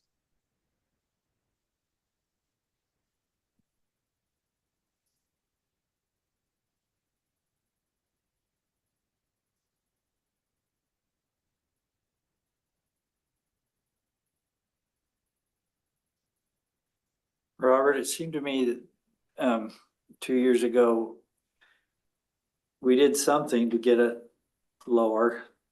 I can't remember, I guess I need to go back and listen to the meetings back then, but did we spend it over more than 2 years? Did we spread it Yeah, out we longer? spread it out a little bit more. That's what we did. So can we spread this out a little bit more? Well, now we're getting to the point, right, where you got those costs next couple of years, right? So it Right. can't be spread out as much now. So now we're running into a time problem. Right, It it's a was time, just- yeah. And for whatever reason, it got pushed off probably too long, and now we're Yes, here. definitely. Yeah. And again, no, I mean, I didn't live here then, but now we're running into a problem. I appreciate that the council recognized it was an issue, or would be even 5 million, 5 to 6 million, even more in the deficit. So, looking at the rates specifically, like, Tooele's rates currently are like 50, I think we're looking at them, they're like 56 or something. That was of last May, I believe. So proportionate to other cities, and they have more, if twice or three times the population. Plus commercial. Probably they've 5 got- times the a lot business. more or commercial. 6 times the Yep. businesses, so. I don't like what I see there. I have commitment, like, to ensure that we're not, that we're being as fiscally responsible as we can, ensuring that people on fixed up incomes are we're looking out for them. I don't like what I see there at all. I just, I think I know our staff has spent a good deal of time going through options A to Z and then some. I like Councilman Williams' suggestion. I think we could dig a little further into what some similar cities have gone through in this process. We may find they went through the same process we did to some level. So I don't know, but it would be worth reaching out to a few of them, I believe. So that's my thoughts. I also feel the frustration of the price of everything's going up and wages not. I think that's across the board. I mean, I understand that frustration too, and it's very frustrating to try and, people are like, how are we gonna pay this? And I don't know. That's frustrating. Yes, it For is. everybody, I mean. For everyone, For everybody, yes. I mean, us included sitting here, so.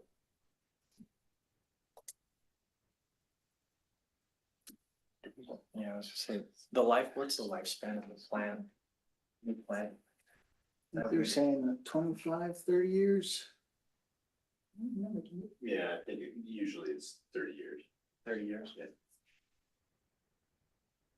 So basically, to answer your question, Derek, will it ever go down? No, because we'll have to start over again in 30 years.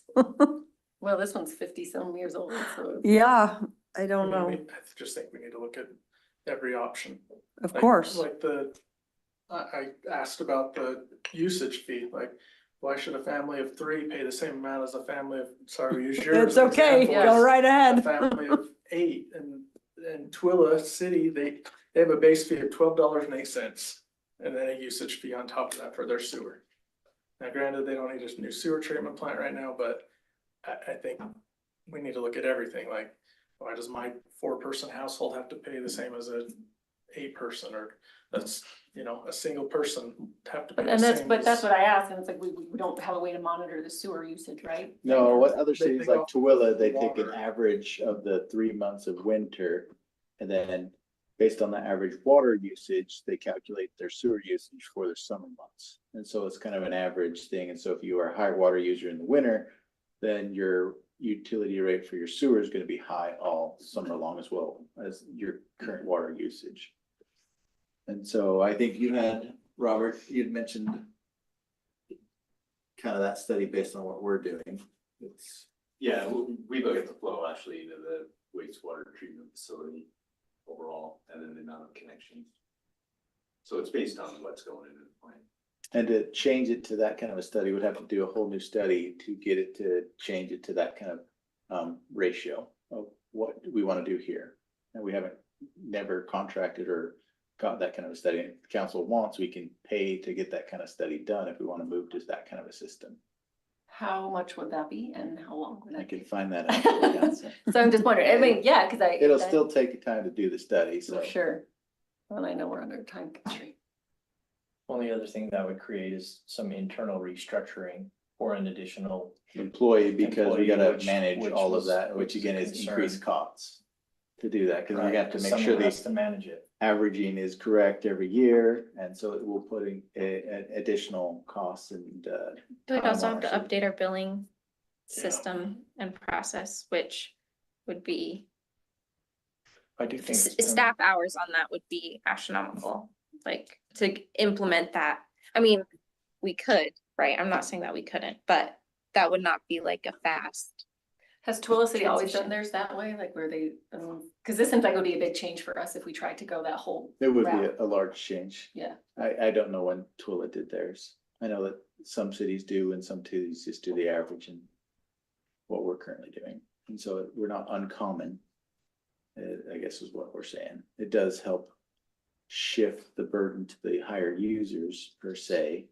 But again, you're still paying that same amount. Like reality is we still need $3.3 million increase going on a year. And so how the council wants to divvy that up between the single family or single guy and the families, and they pay their own proportional share. We can move to that system. We have to do the study to make sure we're backed in those numbers. We can't just, as staff, pull it out because we don't have those numbers set right now.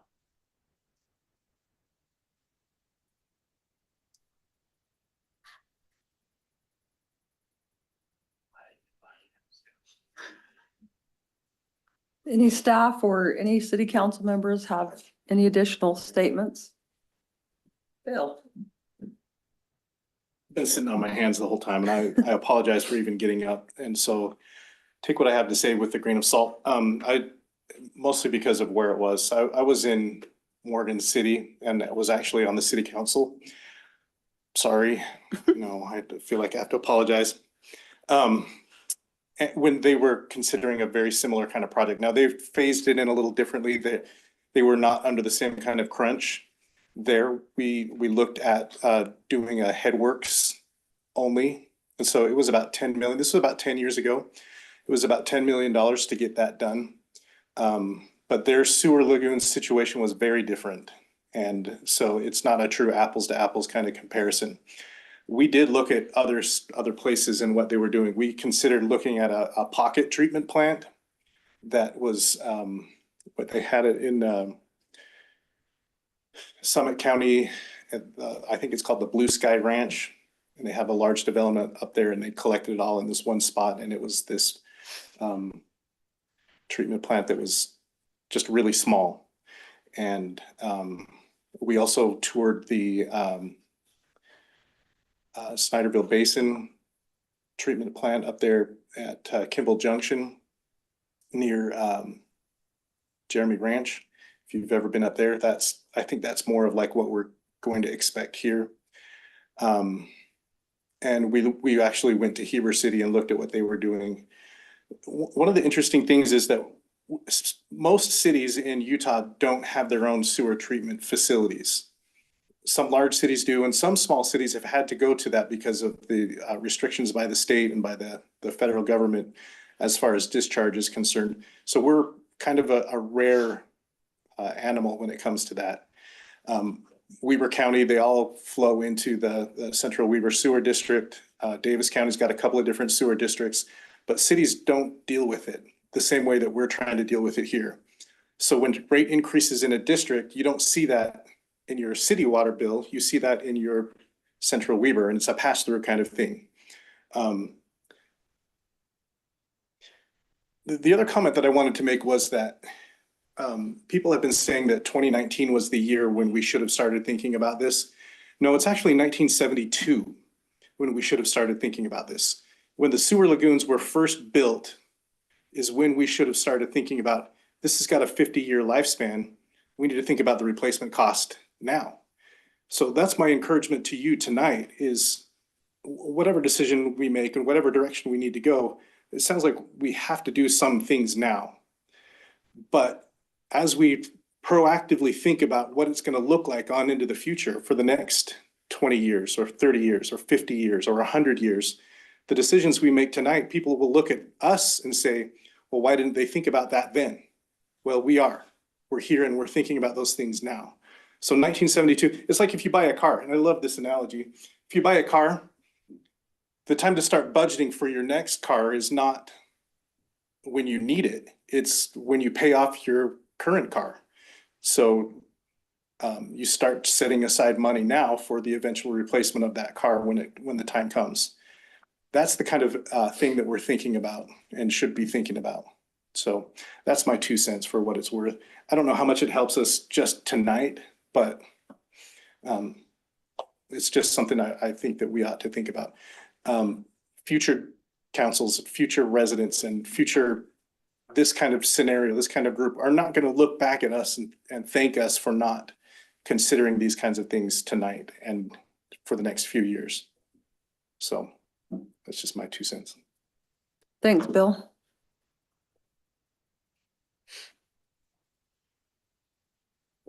Any other comments or discussion?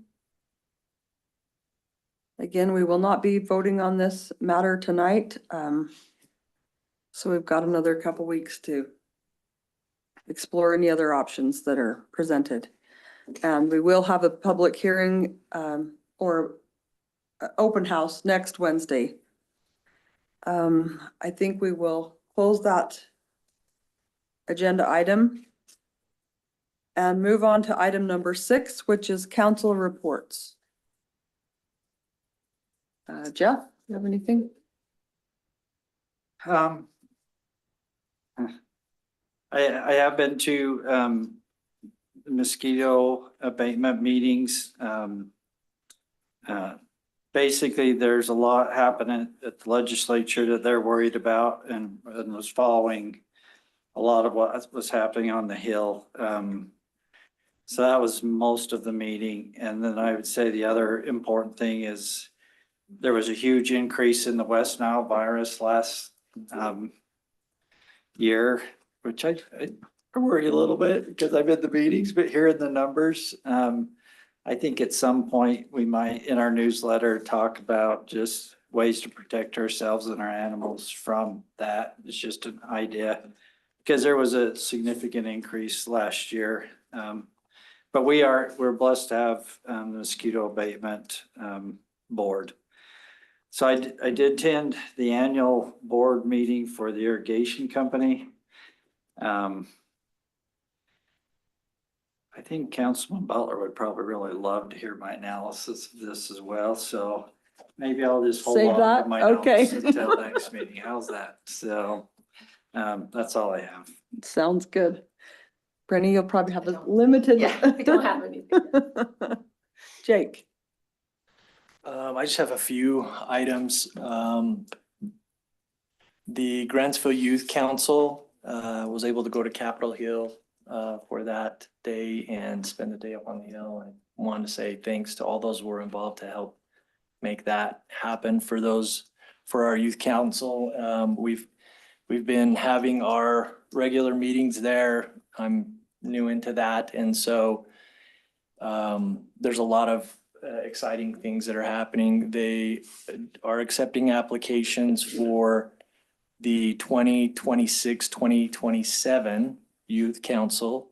And so I just want to get that out there that anyone 8th grade to 12th grade that's interested in being involved in the Youth Council, they do some pretty exciting things in help and service and being involved. Along with that, the scholarship applications for the seniors are due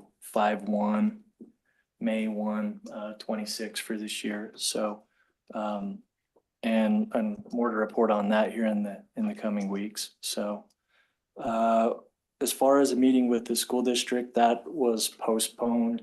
We've got some items that we need to put together for the next meeting, and we're in the process of getting those to them and getting a interlocal agreement to us so that we can review that. So I'll have more on that and rescheduling of that meeting specifically with the district. Regarding the Veterans Park, I don't know if this is very we are in the process of just finalizing the scopes to get that RFP reduced to see if we can save some money to get it back within a budget. And so it's going to be presented back out to the public to bid again here in probably a couple of weeks based on kind of where we're at. So what I'm seeing, and that's all I have. Okay, thank you. Anything, Derek? I was the liaison for planning commission last night. I'll just quickly go over that. That was a good meeting. There were not very many agenda items, but it was a long meeting. They were very thorough with the items that were on there, and so we got a good group at the planning commission. They're gonna do like a informal work meeting together and do some things, and so Rick can attend that. But got a good group. I have a feeling those meetings will be longer than they have been going for a little bit, so that's good though. And then they did the GIS presentation. We all got that email. That tool is amazing. A lot of work put into it, so yeah, it'll be a good tool to have for everybody. So that's it. Okay, thank you. I have a few things. Some asked last time about the Utah Inland Port yearly meeting. It's a yearly meeting, is that right? Yeah, Okay, and that is on March 17th.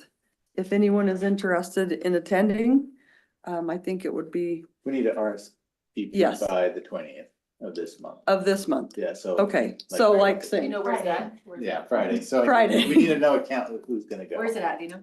I think it's in Salt Lake, the Salt Lake. Salt Palace there. We can send you the information on Okay. that. yeah, so if anyone is interested in attending that, please let us know before Friday. It's also been suggested that we have kind of an informational retreat where everyone can kind of get on the same page as far as understanding the budget, legal terms, what were the other? HR, all those kinds of things. So would we prefer to have an informational retreat on one day and try to get all the information out and the different people can present to us that day? Or do you want to break it down and say, okay, we're gonna have a meeting this day and we're gonna have 2 hours of information, just general information, so everyone's on the same page from our, our finance department, and then another day we have the legal department or something like that. What's your preference? And you don't have to tell me right now, just maybe think about that. And if you would prefer to do it in one concise time, then dates that you would be available for that. So I would prefer it probably in one. Me too. One? I think I would probably for one, instead of trying to get Yeah, available. logistically. Yes. A bunch of different dates. Okay, so if you want to let me know some dates that might work, and we'll see if we can find something that works for everyone. Work is underway for the 4th of July. It's funny to say that in the snow today, but working on the 4th of July and also America 250. Lots of things that committee is working on, so we're appreciative of that. Service days and the dumpster days. I know this is a long ways out, but the dumpster days will be May 2nd and May 16th. So if you have residents that's correct, right, Christy? If you have residents that start to ask that as the weather warms up, those are the dates, May 2nd and 16th. We'd also like to have some neighborhood cleanup days, just really an emphasis with USA 250, as they're trying to get 250 hours of service during May 1st through the 16th. Now, obviously, service anytime is great, but we're really going to focus on those times. And we have some people who are working on trying to coordinate some of those activities. I've also asked, we've had some people mention, we haven't had a rodeo in our rodeo grounds for, I don't know, does anyone remember the last time that happened? Say it again, Shelby. At least 15 years. At least 15 years. I remember as a child that being a great activity and exciting. So I asked Shelby to get a little information on that, and I'm going to ask her if she'll kind of share that with us, and we can make a decision if there's anything we would like to do to move forward on that, or if it's not something we want to do at the time. So I had proposed to Heidi that we haven't had a rodeo in a really long time in Grantsville, and we do have a facility that is just sitting there really not being utilized, a public facility. And so one great way to utilize that, as well as potentially utilize fee in lieu for parks that we do collect from development, is put on a rodeo. And it is being proposed that we put a rodeo on May 22nd and May 23rd. So it does not have a conflict with any other rodeo. So that is a huge benefit to Grantsville City, whether it's a open rodeo or it's a pro rodeo. We call it an RM rodeo, and then slack on Sunday. So initially,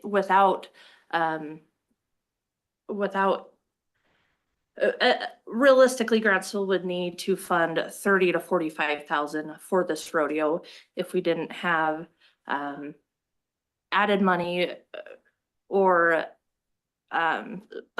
sorry, super nervous on this. If we didn't have sponsorship. So it is proposed with the revenue of total of 30,500 from sponsorship. So that'd be selling barrels, that would be selling the chutes, and then obviously having those sponsorships for other items. And that would cover the majority of the costs. So ticket sales are anticipated to be 6,000. City share of entry fees approximately would be 6,100, with sponsorship revenue of 30,500, bringing the total potential investment of 42,600.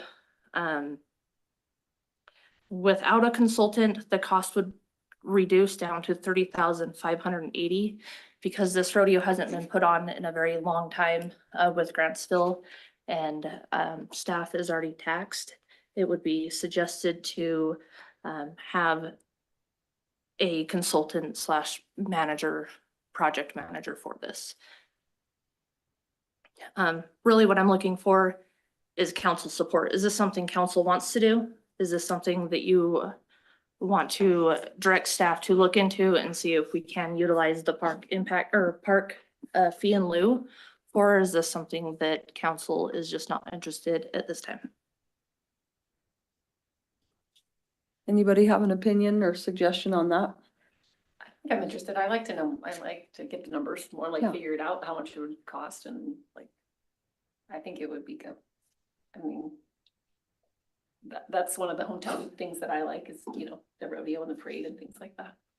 We are on a short timeline if we want to put it on Labor Day weekend, so, or Memorial Day weekend.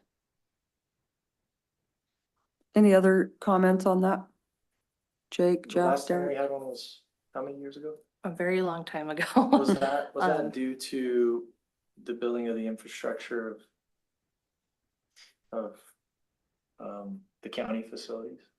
No, Desert Do you Peak think? was there and things like that, so I mean, I was just wondering, like, timing, if there was a reason why. I can't remember. I have no ever seeing idea. one. I've seen it used for events, single day events. Yeah, 4-H riding and, 4-H and. Yep. And I think, anyway, yeah, I would probably like to see more on the numbers. I mean, yeah, I do have a budget breakdown where I did receive quotes, so they are very close. Jeff, do you have any comments on that?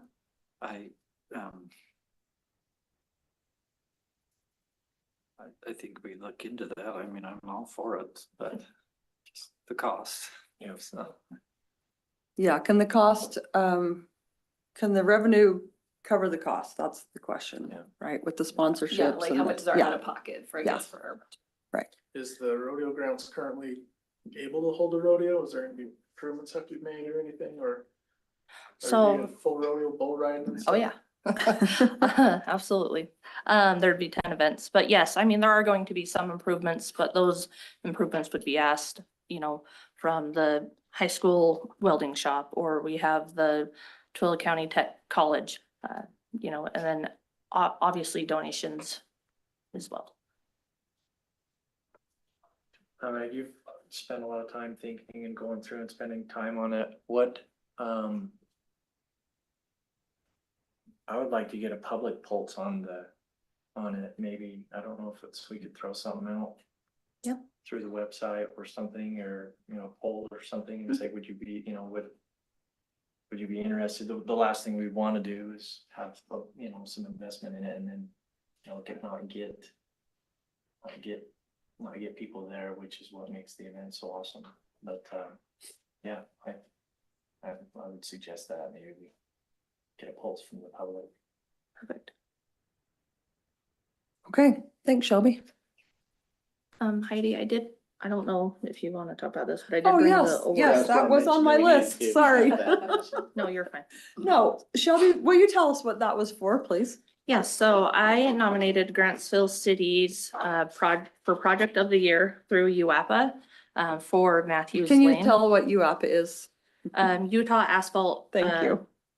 Preservation Association or Paving Association. Do you want me to read the? Yes, submittal? please. All right, so we placed 4,949 tons of asphalt. And we were awarded Large City Project of the Year. This project deserves recognition because it does more than move traffic. It shapes the future of the entire community. Matthews Lane is a full roadway and utility reconstruction project demonstrating how well executed asphalt infrastructure can drive economic growth and improve safety and deliver lasting public value. Grantsville City Council approved this in 2024. Construction began on June 2nd, 2025, and substantial completion was done in December of 2025. The Matthews Lane project is a cornerstone of Grantsville's future and economic expansion. The reconstruction roadway directly serves 17.79 acres of designated commercial land with significant surrounding acreage planned for future development. During the project, there were 0 reported accidents. Safety was a top priority throughout all phases. The project achieved 0 reported injuries. Two Rivers coordinated comprehensive traffic control in close collaboration with Ensign Engineering, UDOT, and Grantsville City. The project utilized 1/2-inch asphalt. I won't get into the mix and type. And then I did create a video, but the key entities were Ensign Engineering, Robert and Corey created the plans, Two Rivers executed the project, Grantsville City obviously made that possible, and then Eccles did the paving. And Shelby did a really great video that everybody loved at the award ceremony, so thank you. And the asphalt coming out of those trucks met all the requirements. Yes. All right, did I miss anything else? Okay. I think that is everything then for tonight. I just need a motion to adjourn. Mayor, I make a motion, we adjourn. Okay, a motion by Councilmember Butler, or sorry, Williams. I'll second it. And a second by Councilmember Skinner. All in favor? Anything about our sewers? All right. The pandemic.